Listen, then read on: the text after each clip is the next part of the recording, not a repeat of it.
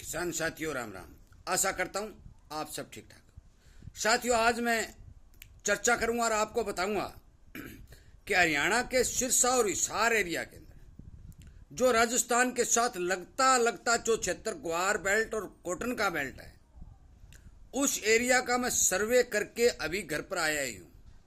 साथियों, हर खेत का वीडियो बनाना संभव नहीं होता और न ही हर खेत का वीडियो बना करके अपलोड किया जा सकता है, परंतु आपको मैं जो मेरे को जानकारी मिली, जिस तरह की मैंने फसलें देखी, वो वास्तविक स्थिति बताने जा रहा हूं और उन सभी व्यापारियों को भी बताने जा रहा हूं कि हिसार से लेकर के और सिरसा तक जो भी राजस्थान के लगता हुआ हरियाणा का क्षेत्र है, राजस्थान के क्षेत्र में मैंने प्रवेश नहीं किया है, हरियाणा का क्षेत्र है, उस क्षेत्र की वास्तविक स्थिति साथियों क्या है।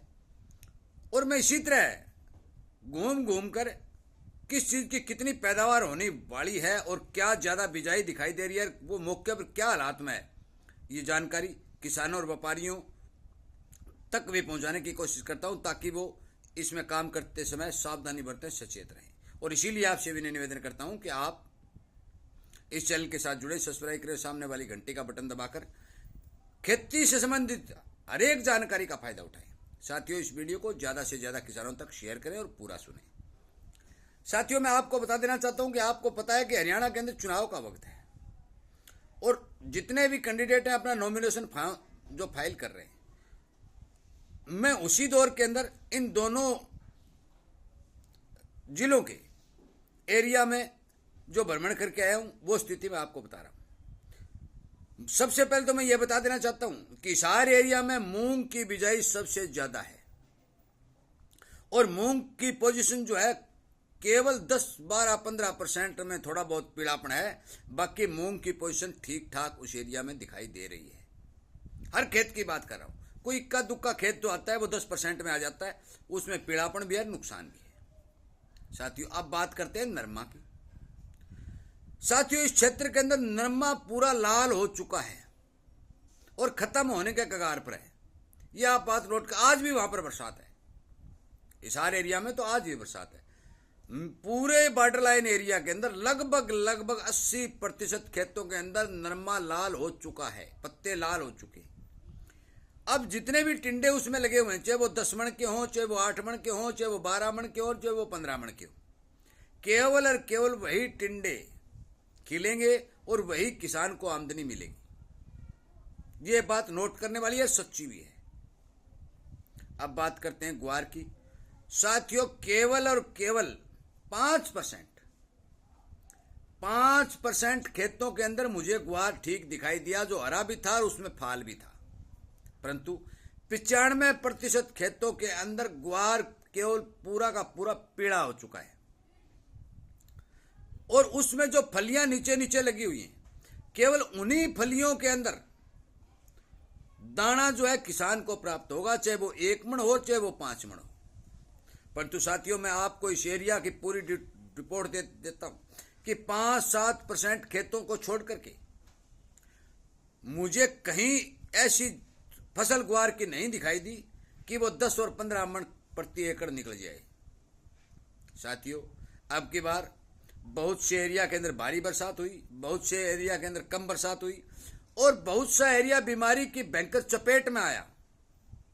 इससे किसान को इस मौसम के हिसाब से इस साल की जो सावणी की फसल है, उसका जिस एरिया में मैं बात कर रहा हूं, उसमें जो बात किसान सोच रहा था कि उत्पादन ठीक होगा, वो उत्पादन कतई निकलने की संभावना नहीं है।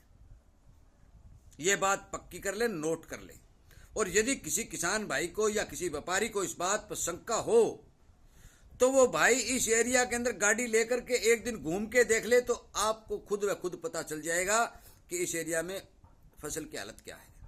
साथियों, बहुत बड़ा राजस्थान के क्षेत्र से भी उम्मीद ये रिपोर्टें निकल के आ रही है, भी फसलें खराब हो रही है। मैंने कई किसानों के द्वारा बात की, वो ऑडियो भी ग्रुप में डाले, परंतु कुछ किसान भाई इस बात को सच्ची नहीं मान रहे। वो ये कह रहे हैं कि कोई ये बात सही नहीं है। क्यों कह रहे हैं? क्योंकि वो उनके खेत में या उनके आसपास के खेतों में जो 50, 40, 100 किले होते हैं, उनके अंदर फसल ठीक है। जिस प्रकार मैंने ये ऐलनाबाद हल्का के कुछ गांव बताए थे उनमें फसल ठीक है, तो वो ये कह रहे हैं कि भी ऐसा नहीं हो सकता।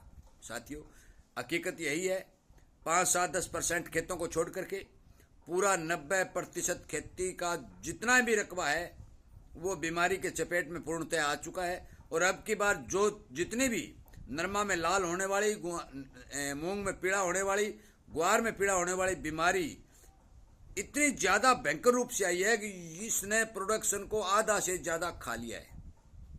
साथियों, इसलिए मेरा वीडियो बनाने का एक ही मकसद था, किसान अपने सूझबूझ से काम करे ताकि कम फसल होने पर भी अपना घर वो ठीक से चला सके, क्योंकि किसान के ऊपर दोहरी मार पड़ रही है। इधर से भाव नहीं मिल रहा है, इधर से पैदा नहीं हो रही है।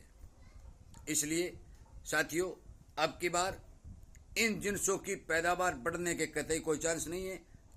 आप इस बात से बिल्कुल आश्वस्त रहें और इस बात पर ध्यान दें कि हमारे घर का खर्च या बाहर का खर्च सोच समझ कर चलाएं, ताकि हमारे ऊपर ज़्यादा वजन न बढ़ सके, क्योंकि किसान इन भावों के अंदर और इस पैदावार के अंदर आगे ही पिटा हुआ है और उसका दिनों दिन तेल निकलता रहा है। सरकार किसी प्रकार की कोई मदद नहीं कर रही है। इसलिए वो कहते हैं ना कि सिर वाला बोझ तो पैरों पर आएगा। इसलिए आप सोच समझ कर काम करें और अपने सूझबूझ के साथ अपना घर या आगे की फसल की तैयारी करें। यही मेन मकसद के साथ में ये वीडियो बना रहा हूँ। व्यापारी भाइयों से मेरा भी निवेदन है कि कोई इस बात का गलत अर्थ नहीं निकाले। मैं सच्ची की सच्ची बात इस वीडियो के माध्यम से हर जगह पहुँचा रहा हूँ। जो वास्तविकता है वो सच्चाई है। यदि किसी भी भाई को शक हो तो मैं घर पर उसके लिए एक दिन का समय भी निकाल सकता हूँ और उसे इस एरिया के अंदर दोबारा भी घुमा सकता हूँ। कृपया करके मेरी बात पर ध्यान दें, ज़्यादा से ज़्यादा किसानों तक शेयर करें और इसी तरह की जानकारी आपको मिलती रहे। इस बात के यदि इच्छुक हैं तो आप इस चैनल के साथ जुड़ करके इस चैनल पर दी जाने वाली जानकारियों का फ़ायदा उठाएं। साथियों, आपका यदि कोई प्रश्न है तो आप कमेंट के माध्यम से मुझसे पूछ सकते हैं। मैं उस कमेंट का प्रश्न का उत्तर देने की भरपूर कोशिश करूँगा। आपका बहुत बहुत धन्यवाद।